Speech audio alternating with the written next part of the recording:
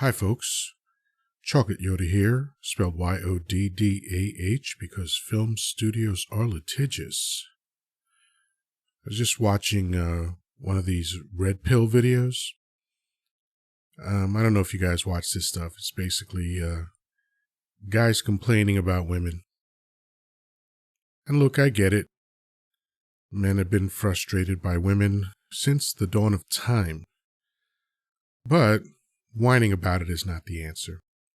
However, there are some aspects of the whining that aren't completely unfounded. So it got me thinking. And this is not just directed toward women. This is really about everyone. I'm calling it Ante Up. Maybe you guys know MOP had that song. Ante Up. Yap that fool. And again, I name my talks after songs because I have no original ideas. But Ante Up got me thinking about, what do you bring to a relationship? What do you bring to the table? We know the long list of requirements, real and imagined, that women have for men. And that's fine. Women are the pursued. And this is consistent throughout nature, so I don't think this is debatable. And I don't think this is controversial. In most species, women are the pursued. Fine. That's fine. And that means that men have to bring something. They have to ante up, right? Men have to have whatever things that women value in order to be considered. And just a quick statistic regarding that. Throughout history, only 40% of men have had children or been the father to children, and 80% of women have done that. So that kind of gives perspective to what I'm saying. So when you're thinking about yourself in relation to another person, where do you ante up? What is your value proposition? And if someone asks you, what do you bring to the table? And your answer is, I am the table. Wrong. That's a ridiculous answer. That means you don't understand metaphors. And maybe a few other things. But what really do you bring to the table of a relationship? I know what I bring, right? I know what I bring for two reasons. Number one, I've been in personal development since 1987, and I know who I am. Number two, I know the consistent feedback that I've gotten from the world, and in the context of this conversation, women. And so I know what they tell me. I know who I am, and I know the results that I get, and I know the feedback that I get from women that are involved with me. So I'm very clear. None of this is magical thinking. I'm not mythologizing myself. I don't make believe. I'm not delusional in any way. Just the facts, ma'am. Some of you are old enough to remember Detective Joe Friday. Just the facts, ma'am. That's what I trade in. I trade in facts. So what do you bring to the table? What is your value?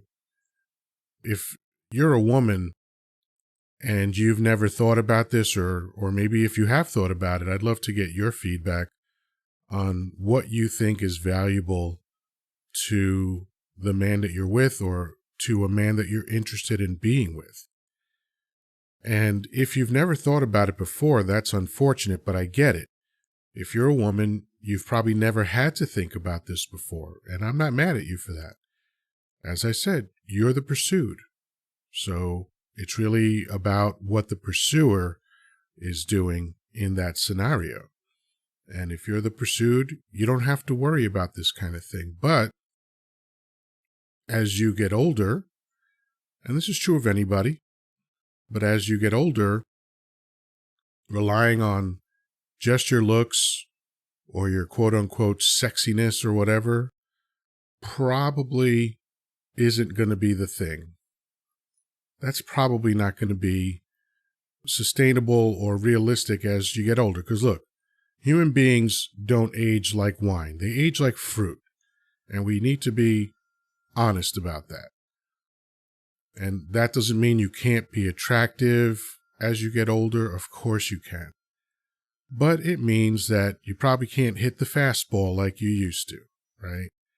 So, sometimes I think it's helpful to have a personality, but I stopped being motivated by physical appearance a long time ago. But, I think I might be in the minority there. But I know that no matter how good a woman looks to me, what I really care about is everything else that she brings to the table that I find valuable. If she doesn't have those things, it doesn't matter how good looking she is. I literally don't care. I've been lucky. I've dated all sorts of women, As I like to say, my dating history looks like two things. Number one, it looks like a meeting at the United Nations. Number two, it looks like the evolutionary chart. I really just said that to make myself laugh. Beautiful women, unattractive women. And by the way, every woman I've been with was attractive to me in some way, shape, or form. Might not have been her beauty that made me attracted to her. But whatever that was, whatever that initial attraction was based on, it's what else she brought that was valuable to me. Because let's get clear about something. I one time did the math, and I'm not making this up. I actually figured this out on paper. How much of your time in life is dedicated to sex? And I don't mean pursuing it. I mean the actual having of sex. How much time? So I looked up averages. The average time spent having sex, the average amount of times people had sex throughout the year. And when you break it all down time-wise, the actual act of sex consumes roughly 1% of your time. So that means 99% of the time, you're doing other stuff. So if it's all about your sexual attraction or your sexual appeal, then that's going to get old. That's going to get old, right? So what else are you bringing? Again, I know what I bring. I know I'm funny. I know I'm intelligent. I have great conversations with women. I can stimulate their minds as well as their bodies. I'm a protector. I've been in martial arts since 1977, so I know how to defend myself and the woman that I'm with if I need to. And I also know how to avoid the kind of situations where I would need to. So these are the things I bring to the table. I like to joke. I promise women two things. Well, I guarantee them two things. Laughs and orgasms. But beyond that, there's got to be more. A woman needs to feel the way she wants to feel when she's with me in order for her to want to continue to be with me. So whatever it is women see initially, there's got to be more than that. And the same is true. Like, there's this prevailing wisdom about men that somehow, because we're simple creatures, that there's no substance to our inner life. And I can tell you that that is categorically untrue. Simple and stupid are not the same. You can be simple, like the lyrics of the song, doesn't take much to make me happy. Yeah, that's what most men try to live like. We try to have a short list of things that we need in order to feel happy, and that helps make us happy. Because, the longer your list is of your requirements of what it's going to take to make you happy, the harder it is to be happy. That's just my opinion. But in my life, it works absolutely like that. So again, back to the original question. What are you doing to ante up? What is your value proposition in a relationship? What are you offering? What are you bringing to the table that is valuable? And here's the thing. When you think about answering this question for yourself, it's important, I think, not to just base it on what's important to you, because that's very often the first line of answers that I get. Well, I'm this, I'm that, I'm the other thing. Great. What does that mean to the other person? Like, you might have heard this before. And again, I don't want to be insulting or, silly, but I've actually had this conversation. A woman is divorced by a man, which is rare, by the way. I believe it's at least 68% of divorces are initiated by women. And if they're college educated, it's over 90%. So it's rare for a man to initiate a divorce. In my case, I've been divorced twice, and I initiated both of those divorces. So I'm in the minority. But when I've spoken to women who have been divorced by men, or even if you're not married, if, a significant other, you've been together a few years, et cetera, and now the guy wants to end the relationship. Here's usually what I hear. I don't understand why he left. I cooked, I cleaned, I took care of the household, I took care of the children. Does that sound familiar? I bet it does. I've heard it over and over and over again. I cooked, I cleaned, I took care of the household, I took care of the children. But here's my question. Were those things important to him? Those things were important to you. And I'm not saying whether that's right, wrong, or indifferent.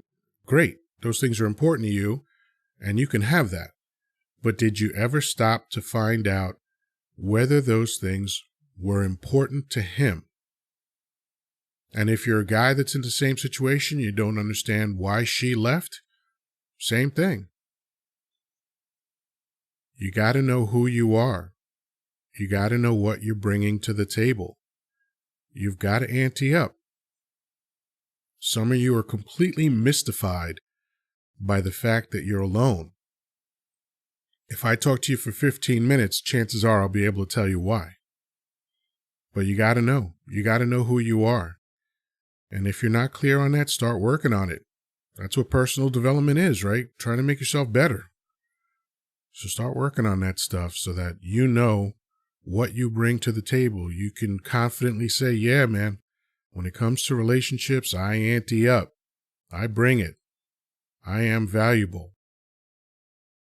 I bring things that the other person finds valuable. And if you think that's a weird perspective, then why is beauty in the eye of the beholder? Right? It's not about what you think about yourself, although, of course, that's important. You've got to know yourself. But at the end of the day, if you're wondering why you're alone or why people keep leaving you, beauty is in the eye of the beholder, and everything else is too. The value that you think you have is confirmed or countered by the person that you're trying to deliver it to. If you think you are the best speaker in the world, and every time you speak, the audience is asleep or looking at their phones or walking out, guess what? You're wrong. So if you think you're the best partner in the world, but people keep leaving you, Well, that's it for now. Food for thought. Peace, love, and granola. Talk to you soon.